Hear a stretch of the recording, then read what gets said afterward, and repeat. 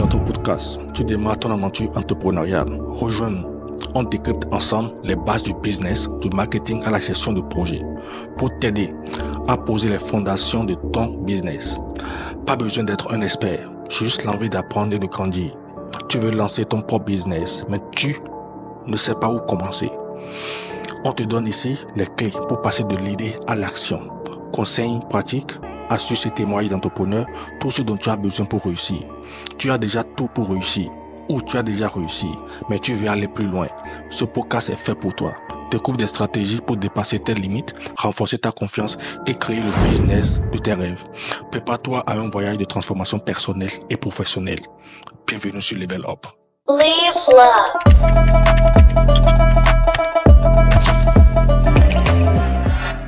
Salut à toutes et à tous, j'espère que vous allez très bien. Bienvenue sur Level Up, qui est un podcast créé par AGM Business, qui est une entreprise d'empower sport, de développement personnel, de mindset, de business et des opportunités d'affaires. Si c'est ta première fois sur notre chaîne, je te prie de bien vouloir t'abonner, de liker, de partager, puisqu'aujourd'hui nous allons parler de l'argent dans le gaming. Alors, bien avant de continuer, je suis accompagné de mon partenaire de crime, toujours. Il va se nommer.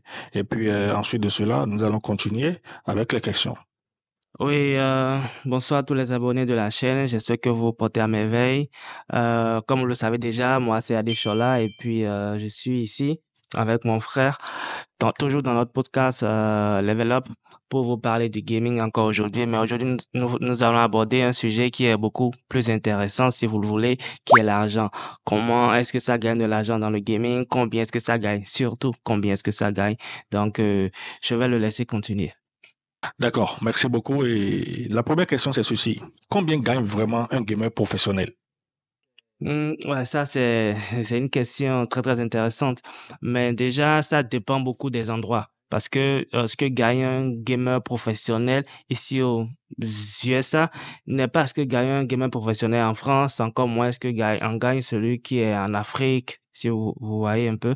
Donc, ça dépend déjà au fait de là où se situe la personne. Ici, aux États-Unis, par exemple, il y a des entreprises parce que, comme on l'a expliqué dans notre dernier podcast, le gaming ici est bien structuré. Il ne s'agit pas seulement d'aller en ligne jouer. Non, il y a beaucoup d'entreprises qui créent des équipes de e-sport. Vous voyez? Donc, il y a des entreprises où ça peut payer jusqu'à 120 000 dollars l'année, 150 000 dollars l'année, peut-être même plus. Ouais, peut-être même plus. Et c'est pas négligeable parce que c'est presque autant qu'un médecin ou bien un informaticien d'une grande structure, vous voyez. Donc, ça, c'est un peu ici aux États-Unis, par exemple. En France, bon, c'est un peu moins parce qu'après, quand on regarde le coût de la vie en France, c'est pas la même avec le coût de la vie ici, mais c'est plus ou moins un peu équivalent où, en France, un gamer professionnel peut gagner dans les 40, 50, 60 000 euros l'année. Vous voyez? Donc, ouais. Et après, en Afrique, on n'a pas vraiment de chiffres par rapport à ça. Mais quand même, euh, ceux qui sont vraiment professionnels, qui arrivent à mettre en place les trucs qu'il faut, les structures qu'il faut, qui appartiennent peut-être à des équipes ou qui travaillent en solo, mais qui ont des sponsors, qui ont des sites, qui ont des comptes rémunérés sur les sites de gaming et tout, peuvent toucher peut-être dans les 200, 300, 400 000 le mois. Mais pas tout le monde non plus. 400 000 si. C'est en francs CFA? C'est en francs CFA? Ouais, en français, bien sûr, bien sûr. Ça, c'est pour ceux qui sont en Afrique. Ouais, ça, c'est pour ceux qui sont en Afrique, qui sont à un niveau vraiment élevé. Je parle de quotidiennement, je parle pas de ce que ils peuvent gagner s'ils participent à des compétitions et qu'ils gagnent. Quotidiennement, mensuellement, voilà un peu. D'accord. Ce qu'il en est sur le marché. D'accord. Je vous prie de bien vouloir rester jusqu'à la fin de cette vidéo, puisque à la fin, nous vous réservons une surprise. Nous allons vous dire combien l'année dernière le gaming a rentabilisé aux États-Unis. Voilà, le chiffre exact. Et imaginez-vous un peu. Donc, restez jusqu'à la fin, puisque nous allons aborder vraiment des pépites. Et nous allons aller vraiment en profondeur, comme d'habitude dans notre tout premier podcast. Nous sommes partis vraiment en profondeur. Aujourd'hui aussi, nous irons vraiment en profondeur pour un peu décortiquer le mythe qui est dans le gaming ou bien qui est dans ce que gagnent les gamers professionnels. Puisque ici aux États-Unis, les gamers professionnels, ils gagnent beaucoup d'argent. Voilà. Maintenant, j'ai une question avant de continuer ce que je vais expliquer. Tu avais dit que ça dépend du pays. Pourquoi ça dépend du pays et pourquoi les salaires sont différents selon toi? Oui, ça dépend du pays parce que ce qui est mis en place ici aux États-Unis pour pouvoir encadrer le gaming, parce que ici, ils ont remarqué très tôt que c'est un domaine en pleine expansion qui rapporte énormément. Donc, ils ont su encadrer cela comme il le faut, ce qui n'est pas forcément le cas chez nous, en Afrique par exemple, vous voyez. Et c'est ce qui fait toute la différence. Ici, il y a des équipes où si tu es engagé, d'abord il faut passer des tests et tout. Une fois que tu es recruté, on te loue un appartement où tu résides, tu dors, on assure ton manger. Tout ce que tu as fait, c'est te réveiller, aller t'entraîner avec tes coéquipiers de façon à être prêt pour pouvoir jouer en ligne, pour pouvoir participer à des Donc, compétitions. si je comprends bien, c'est structuré un peu comme le diamétralement opposé, le football. Oui, oui, le e-sport aujourd'hui, c'est un sport à part entière. Donc c'est presque, si ce n'est pas, ouais, presque aussi bien. Ouais, c'est très bien structuré. Ils ont des temps de repos, des fois même des masseurs pour les masser le poignet parce que j'ai vu des vidéos, c'est incroyable. Dans ce podcast, nous allons vous faire le plaisir de partager une vidéo d'un gars en France qui a créé aussi sa boîte dans le e-sport, ce que nous pensons aussi faire au Bénin. Vu que nous avons déjà notre salle de jeu, nous allons créer un autre succursale qui va vous permettre, puisque bientôt, nous allons commencer le recrutement des joueurs professionnels où nous-mêmes nous allons former, nous allons les faire passer par des compétitions un peu partout dans l'Afrique de l'Ouest, si possible de les amener aux États-Unis ici, pourquoi pas en France aussi, pour des compétitions. Mais bien avant ça, nous allons commencer le recrutement comme on l'avait signalé d'ici quelques temps. Donc, avant de continuer, notre salle de jeu est toujours située à Dekungbe, Godomé, non loin de la clinique Don de Dieu ou en face du supermarché Bénin Marché. Donc, si vous voulez faire un tour, faites un tour, jouez, puisque bientôt aussi, nous allons commencer les compétitions proprement dites. Et puis, de ces compétitions, on pourra choisir les meilleurs qui vont travailler avec nous, qui vont être des gamers, qui vont signer des contrats vraiment professionnels. Et ensemble, nous allons faire un très bon chemin. Souvent, les gens se demandent, et ça c'est une question qui revient souvent, est-ce que les gamers professionnels sont assez bien rémunérés par rapport au temps qu'ils passent à jouer? Parce que ça fait aussi partie des choses, ou bien des raisons pour lesquelles, je dirais, chez nous en Afrique ou bien dans d'autres pays, par exemple, on prend pas ça vraiment au sérieux parce qu'on se dit, tu vas jouer tout le temps, jouer c'est s'amuser, mais est-ce que cela peut rapporter? Est-ce que avec tout ce temps que tu vas passer à jouer, ça va te rapporter? Moi, j'aimerais savoir, selon vous, est-ce que les joueurs de e-sport sont assez rémunérés par rapport au temps qu'ils passent à jouer, par rapport au temps où D'abord, si on doit partir du point où combien gagne vraiment un gamer professionnel, on peut dire si un gamer professionnel d'abord n'a pas un montant fixe qu'il peut gagner par mois. Si on prend le cas des joueurs de football, puisque je prends toujours le cas des joueurs de football parce que les joueurs de football, c'est des sportifs, si je peux le dire, c'est des sportifs qu'on peut comparer directement aux gamers. C'est la même chose. Dans tout sport, hein, je pense que dans tout sport, c'est la même chose. OK. Maintenant, si on va dans le contexte où combien gagne un gamer professionnel, on peut pas déterminer exactement ce qu'un gamer, par exemple, si on prend un gamer américain, on peut pas déterminer exactement combien il gagne. Mais l'essentiel est que s'il est vraiment un gamer professionnel, c'est-à-dire il appartient à une équipe. Donc, s'il appartient déjà à une équipe, c'est qu'il est sur un contrat. On est d'accord? OK. Donc, si tu es sur un contrat, c'est-à-dire que tu as un paye. Tu as une fiche de paye. Donc, tu es sur un contrat, chaque fin du mois, la structure te génère telle somme, telle somme, telle somme. Voilà. Maintenant, il y a des pourcentages de pouvoir et tout que tu auras à chaque mission ou bien dès que tu gagnes des trophées et tout. Et aussi, les jeux les plus rentables, c'est pas les jeux de FIFA et c'est pas les FC24 ou bien eFootball ou bien Mortal Kombat. Non, c'est les jeux d'aventure. Les jeux d'aventure, un peu comme League of Legends, Fortnite et autres. C'est ces jeux qui se jouent beaucoup, hein, les raisons pour lesquelles les gens ont besoin des équipes pour pouvoir travailler ensemble et évoluer. Mais Les autres jeux aussi, je ne dis pas que les jeux aussi ne gagnent pas. Les jeux aussi rapportent beaucoup, beaucoup, beaucoup, beaucoup, beaucoup, mais pas plus que les autres jeux. Voilà. Maintenant, euh, si on parle de ce contexte, voilà maintenant que tu as sur un contrat. Si tu es un bon gamer professionnel, c'est-à-dire tu as un contrat et tu as des sponsors. Que tu as des sponsors. Toi-même, tu as des sponsors. Je prends un exemple de Lionel Messi, par exemple. Il est sponsorisé avec Adidas, n'est-ce pas? Et beaucoup de joueurs sont sponsorisés avec Adidas ou Nike, mais malgré ça, ils ont leur contrat. Ouais, mais à part ça, ils ont des petits contrats de pub, de gauche à droite, un peu partout. Ici aux États-Unis, c'est tellement structuré que euh, une société a ses joueurs et on promouvoit ses joueurs, on profite de ça pour faire des publicités avec ses joueurs, les gens payent pour ça. Voilà. Et en plus, quand il y a des compétitions, les gens vont payer. C'est un peu comme la Liga.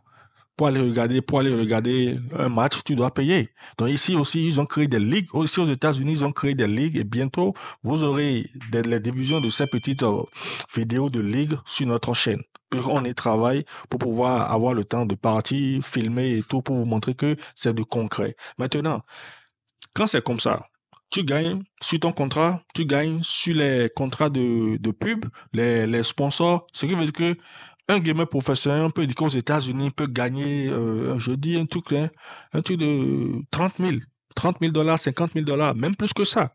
Maintenant, si ce gamer professionnel a une chaîne YouTube, Twitch, Facebook Gaming, TikTok Gaming et d'autres chaînes qu'on ne connaît pas, c'est possible qu'un gamer gagne jusqu'à 100 000. Puisque quand tu joues et tu streams, il y a des gamers qui se lèvent le matin, qui streament de 8h à 20h. Ils restent devant leurs ordinateurs, ils ne font que jouer, jouer, jouer, jouer, jouer, jouer. Voilà. Et là, toutes les publicités qui vont passer quand tu es en direct, c'est rentabilisé. Même après avoir terminé tes directs, après avoir terminé ton stream, et les gens qui vont venir regarder ton stream encore, il y a des publicités qui vont encore passer sur ça. Donc imagine, Facebook, YouTube, Twitch et TikTok et autres, c'est de l'argent. Même Instagram, c'est de l'argent.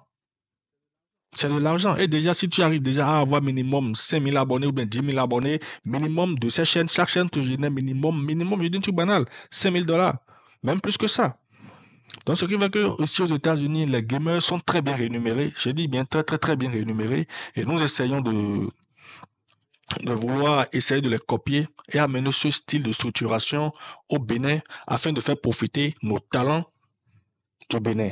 Maintenant, et c'était quoi ta question, ta dernière question? Et, ça se demande souvent si si ce que gagne un gamer est proportionnel au temps. Ouais, au temps qu'il pense à jouer, à l'énergie qu'il dépense dans cela. Oui, oui. Oui, c'est proportionnel parce que pourquoi? Si on rentre dans le contexte, un gamer professionnel qui a des abonnés, peut-être 10 000 abonnés sur chaque chaîne.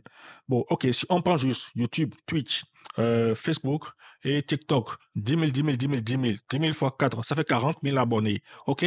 Maintenant, toujours, à moins que beaucoup de personnes ici aux États-Unis, quand les gamers sont en ligne, minimum, c'est 5 000 personnes qui sont connectées, sont regardées. Tu vois? Donc, si on part de là, ok, la manière dont ils se tracassent, dans le cas où c'est des gamers professionnels et puis ils n'ont pas d'équipe et ils jouent, ils sont solo. Puisqu'il y a des gamers qui sont professionnels mais ils sont solo. Eux, ils travaillent pour eux-mêmes. Ils ne veulent pas signer un contrat avec une société et autres. Mais dans le cas où les gamers doivent intégrer des équipes, c'est parce qu'il y a des compétitions qui arrivent et puis ces compétitions demandent que ces gamers soient alliés à une équipe. Voilà. Maintenant, il y a d'autres compétitions qui arrivent et puis c'est option libre. Voilà.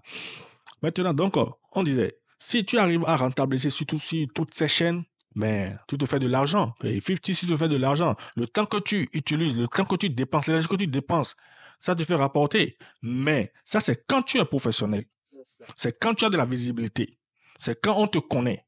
Dans le cas où on ne te connaît pas, il faut savoir que tu vas dépenser de l'énergie, faire du chemin. C'est un peu comme un business que tu construis. Aujourd'hui, Lionel Messi n'a plus besoin de jouer beaucoup pour gagner beaucoup d'argent. Cristiano Ronaldo, la belle preuve, Cristiano Ronaldo vient de créer sa chaîne YouTube. Mais est-ce qu'il a dépensé d'énergie? Combien d'énergie il a dépensé? Il a déjà dépensé de l'énergie depuis très longtemps. Et du coup, quand il a créé sa chaîne YouTube, directement, il est passé à 3 millions d'abonnés. Actuellement, il a déjà dépassé les 10 millions. Voilà. Donc, c'est ce qui veut dire que au début, tu souffres, tu dépenses de l'énergie. C'est un peu comme tout business. Tu construis ton business, tu construis ton profil. Tu essaies de tout faire, de participer à des compétitions pour te faire connaître. Et par la grâce de Dieu, si tu te donnes vraiment à fond, je suis sûr que tu vas y arriver, tu vas ramasser des abonnés et avec ces abonnés, Exactement. Et le système avec les équipes, les entreprises qui les recrutent, c'est que c'est beaucoup plus rentable quand tu es un débutant parce que tu débutes, supposons que tu as un très bon niveau, mais que tu viens de débuter. À tes débuts, bah, tu vas galérer parce que tu n'as pas encore assez d'abonnés, tu n'as pas encore assez de trucs là. Donc, à tes débuts, tu vas toucher très, très peu d'argent. Maintenant, dès que tu intègres une équipe voit ton niveau. Eux, ils t'intègrent immédiatement. Tu seras beaucoup mieux payé. Supposons que si tu partais en solo, comme tu es un débutant et que tu viens de commencer dans le gaming, tu pourrais toucher, je sais pas, peut-être dans les 10 000 ou bien dans les 10 000 dollars le mois. C'est juste un exemple que je donne. Mais dès que une société s'approche de toi, ils te recrutent, tu rentres dans leurs équipes, eux, ils te proposent, au lieu de 10 000 le mois, te proposent 50 000 le mois. Forcément, tu vas accepter parce que à toi aussi, ça t'évite à vouloir tout te construire. C'est une équipe. Donc, dès que tu intègres l'équipe, tu gagnes en popularité. Maintenant, il y a certaines personnes, ils arrivent à construire leur popularité eux-mêmes. Dans ce cas, ils sont beaucoup plus réticents à rentrer dans une équipe parce que si la personne déjà arrive elle-même à générer plus de 100 000 dollars le mois et que c'est maintenant qu'une société veut la recruter pour lui payer encore 100 000 dollars le mois, ça, c'est plus à rien. Vous voyez un peu? Donc, c'est un peu ça, le gaming ici. D'accord. Maintenant, pour récapituler tout, pour que les gens puissent, les abonnés, les internautes, ceux qui vont tomber sur cette vidéo et puis va vouloir regarder, pour qu'ils comprennent bien, j'aimerais que tu fasses un bref résumé de ce qu'on s'est dit sur comment ces gamers professionnels ou débutants peuvent s'optimiser jusqu'à gagner gros en salaire. Et combien un gamer professionnel peut estimer gagner après 6 mois de dur labeur. OK.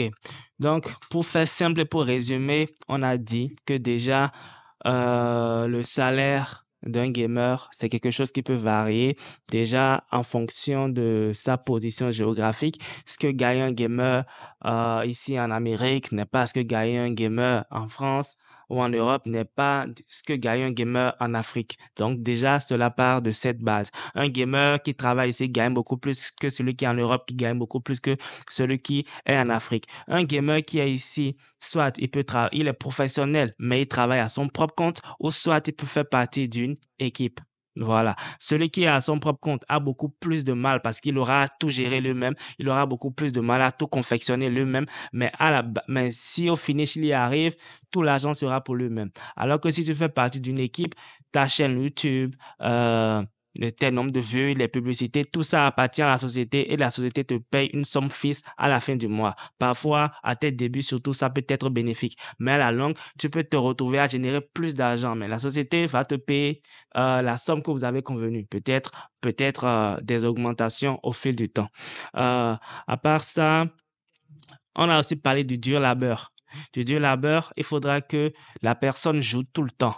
Il ne suffit pas de jouer 2 heures, 5 heures par jour. Non, les gens jouent 24 heures sur 24 à la limite. Ils n'arrêtent que quand pour uriner ou bien pour manger. Des fois, même ils mangent en jouant. Voilà. Donc, il faut que ce soit un travail continuel, un peu comme il le dit souvent, on le compare au football, on le compare à tout sport parce que c'est un sport, c'est quelque chose qui génère assez d'argent. Donc, il faut que celui qui veut devenir un gamer pro travaille continuellement, tout le temps, tous les jours, à tout instant.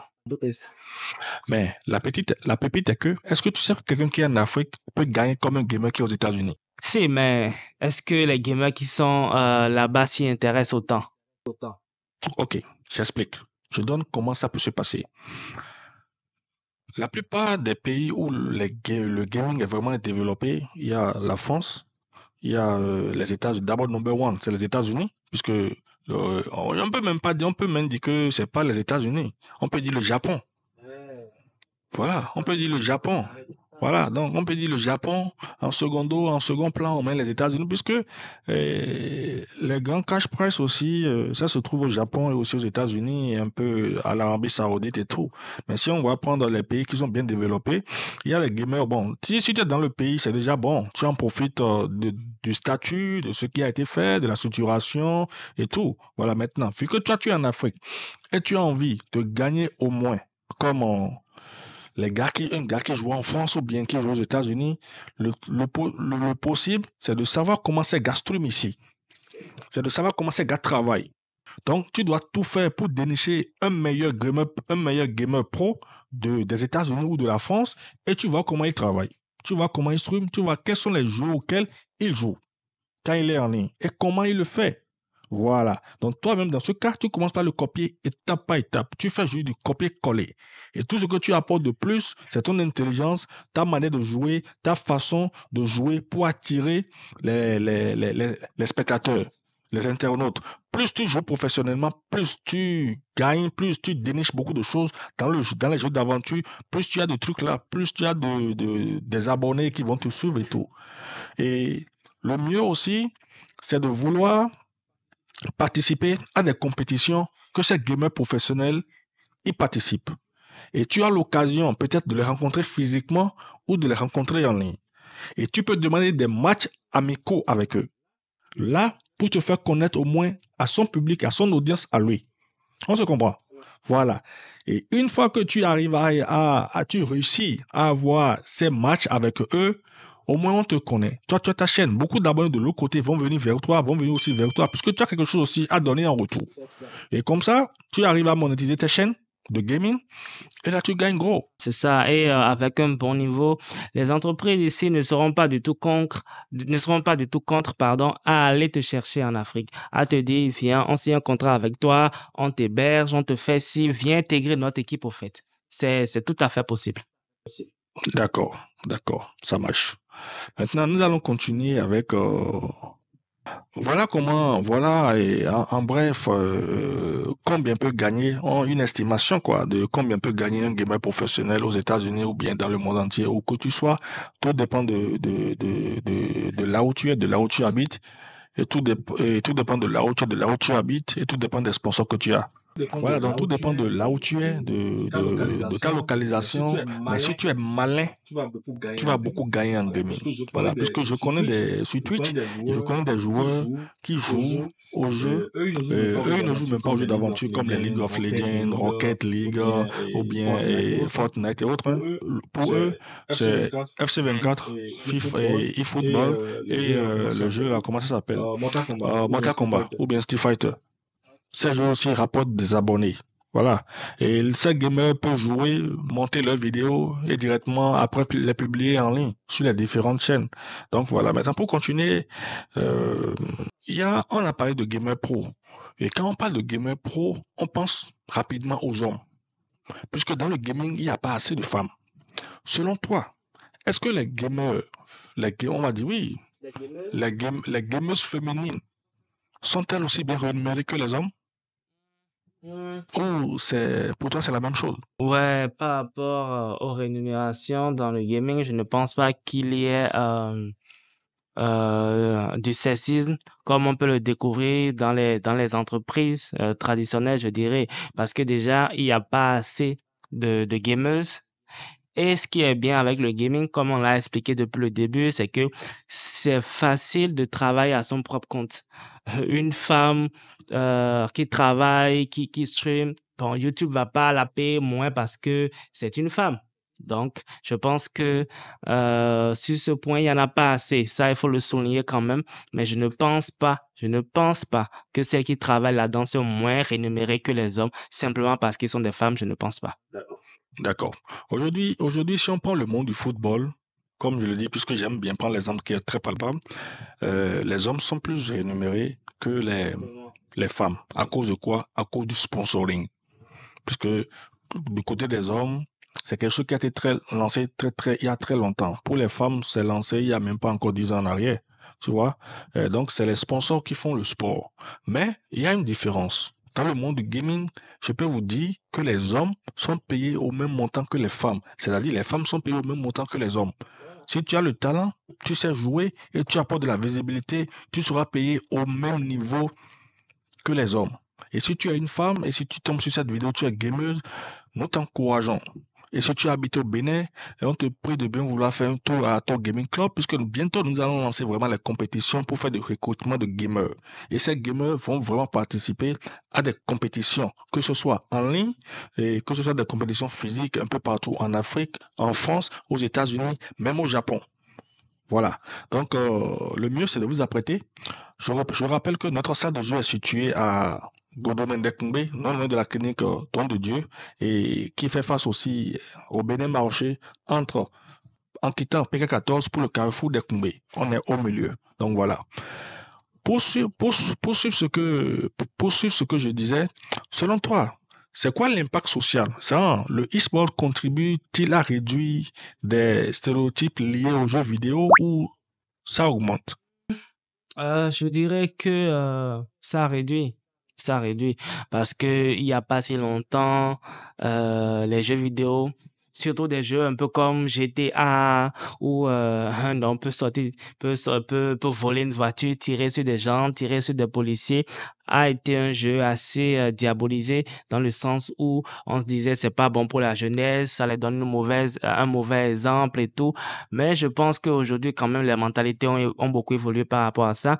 Et le fait de voir qu'il y a il y a des milliers de personnes qui sont des gamers, qui travaillent, qui participent à des compétitions, qui passent à la télé, qui ont des chaînes, qui sont des gens comme nous, qui sont pas violents, qui s'intègrent bien à la société et qui gagnent leur vie avec ça. Je pense que cela a un peu démystifié au fait ce qu'on pense des gamers pro. Et aujourd'hui, je pense que ça va. D'accord, ça marche. Maintenant, j'aimerais savoir, selon toi, est-ce que les écarts de salaire les plus marquants entre les joueurs d'un même jeu, je veux dire, quels sont les écarts de salaire les plus manquants entre les joueurs d'un même jeu? C'est-à-dire quoi? Pour faire simple, est-ce que c'est parce que nous sommes dans une même équipe, nous jouons tous au même jeu, qu'on sera payé de la même manière, qu'on aura les mêmes contrats, qu'on aura les mêmes avantages? Non, je ne pense pas. Je pense que le contrat, c'est quelque chose de personnel, un peu comme les joueurs de foot. Voilà. Ce que touchait Lionel Messi n'était pas ce que touchait Luis Suarez ou bien son coéquipier Neymar. Voilà. Donc, je pense que le contrat, c'est quelque chose d'assez personnel. Et quand tu intègres une équipe, je pense qu'il y a beaucoup de choses que la société prend en compte déjà, ton niveau, déjà, ta capacité à attirer les abonnés, à attirer les sponsors et tout. Je pense que tout ça, rentre en vigueur dans l'établissement d'un contrat pour un joueur pour. Donc oui, je pense que vous pouvez faire partie de la même équipe, mais il y en aura un qui peut en recevoir plus que les autres. D'accord, je vois. Effectivement, on peut faire tous, on dit, les moutons se promènent ensemble, mais ne valent pas les mêmes prix. Désolé de prendre l'exemple là, mais c'est terre à terre, c'est plus compréhensible. Ouais. Ok, je m'explique.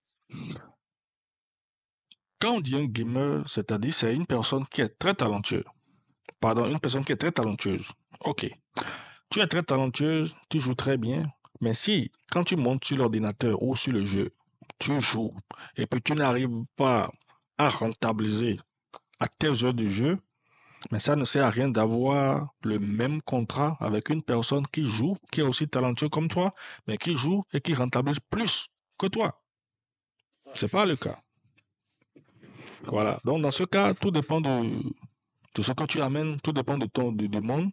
Et la belle preuve, même si tu as les chaînes YouTube, les chaînes et autres, YouTube, Facebook, TikTok, Gaming et autres, mais si aujourd'hui tu as gagné $500, ça ne veut pas dire que demain tu as gagné $1000 ou bien $500. Tu peux gagner moins comme tu peux gagner plus.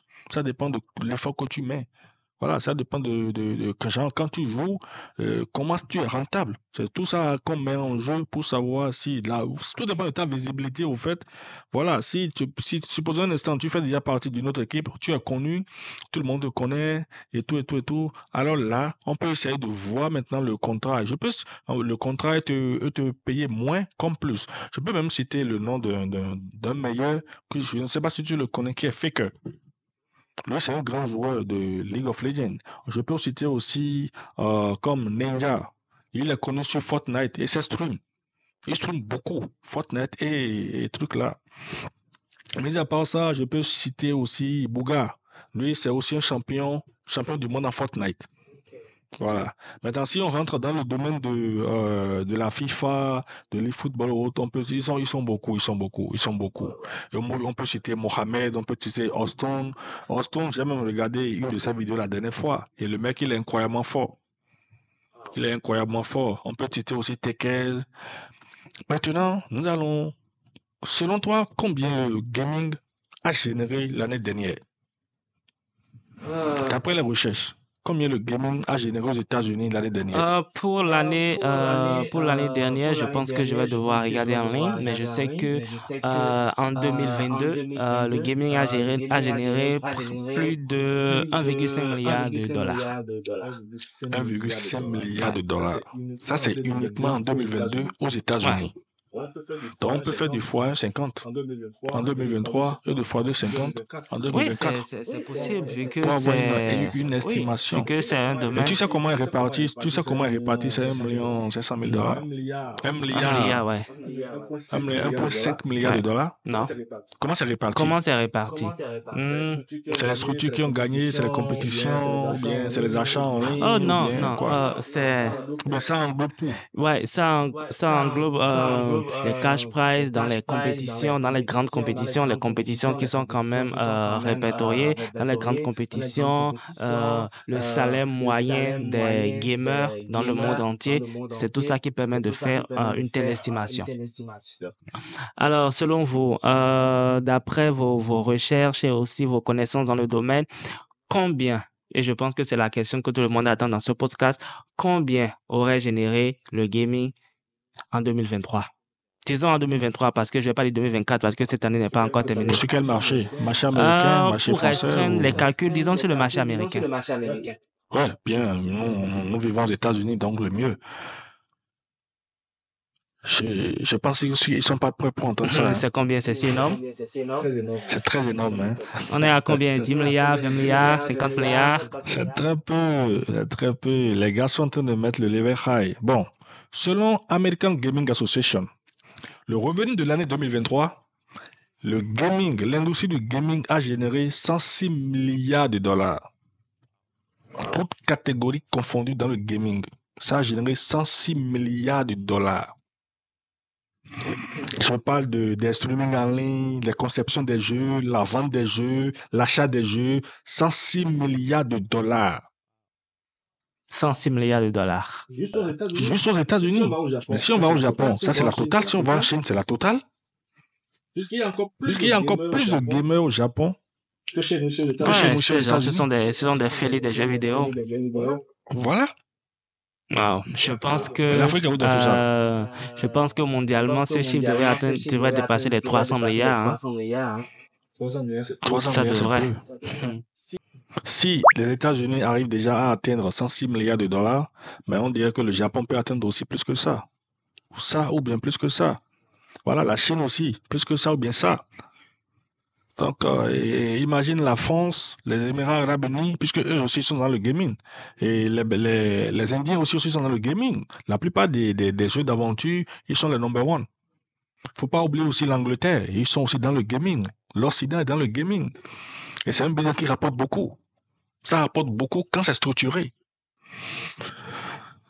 Donc voilà, merci d'avoir suivi notre podcast. C'était combien gagne un gamer professionnel ou combien peut gagner un gamer professionnel. Voilà l'estimation. Tout dépend de ce que vous voulez, de comment vous voulez évoluer dans le gaming pour avoir vraiment une estimation de ce que vous allez gagner. Ça dépend aussi de votre localisation, de comment vous êtes structuré, de à quelle équipe vous appartenez, les sponsors avec qui vous avez signé des contrats, combien ça génère et tout. C'est tout ça qu'on rentabilise, qu'on calcule pour définir effectivement combien un gamer peut gagner. Mais un gamer qui est très bien structuré, qui appartient à une structure, qui se structure très bien, doit forcément gagner beaucoup. Je dis n'importe quoi, comme tu l'as dit tout à l'heure, un gamer même qui est en Afrique, qui est bien structuré, on a des sponsors dans la structure et tout, avec des partenariats et tout, peut gagner minimum 300 000 par mois. C'est bien Voilà. possible. Minimum 300 Et 000 par mois. Et quand tu joues en ligne, tu peux gagner on plus ne que peut ça. pas citer de nom, mais on en connaît deux qui sont dans le cas, qui touchent de telles sommes par mois. Donc oui, c'est tout à fait possible. Voilà. Et ce que les gens oublient, on ne se lève pas pour devenir gamer. Il y a des écoles ici, des universités de gaming où on t'apprend à jouer en ligne. On t'apprend à faire la formation. Et les gens ont des masters, des bachelors, des master 1, master 2, même plus dans le gaming. Donc, c'est vraiment un business qui est vraiment structuré ici, qu'on va essayer de ramener au pays en Afrique afin de permettre aux gens, la Côte d'Ivoire a déjà commencé, les pays maghrébins ont commencé, ils sont plus développés que nous dans le monde de gaming, ils participent à beaucoup de jeux dans le gaming, mais en Afrique noire, c'est pas encore ça. C'est pas encore ça. Il faut des compétitions, il faut des tests, il faut des ligues. Par exemple, ici aux États-Unis, il y a la ligue des gamers de Mortal Kombat, il y a la ligue des gamers de Street Fighter, il y a la ligue des gamers de eFootball, de FC24 et beaucoup de jeux. Mais chez nous, par exemple, au Bénin, combien de ligues nous avons? Zéro. Et quand je parle de ligue, c'est-à-dire quoi? Quand je parle de ligue, c'est-à-dire, c'est un peu comme la ligue de football, comme la Liga. C'est des équipes qui se rencontrent dans chaque dozo. Des équipes qui ont des structures de travail où une équipe se déplace pour aller chez l'autre, l'autre aussi se déplace pour aller chez l'autre, ou soit on joue en ligne et tout. Donc voilà, on avait dit au début de cette vidéo que nous allons mettre une vidéo à la fin. Et merci d'avoir regardé ce podcast. Si vous avez des commentaires, s'il y a des sujets qu'on n'a pas abordés, merci de les mettre en commentaire. Nous allons prendre soin respectueusement de vous répondre, de partager encore des options s'il le faut en commentaire. Donc, n'oubliez pas de vous abonner, de liker et suivez la vidéo jusqu'à la fin puisque dès qu'on finit, l'autre vidéo va commencer. Vous allez voir peut-être en France comment un gamer professionnel est géré, est structuré et comment ça se passe. Merci et ciao, à la prochaine.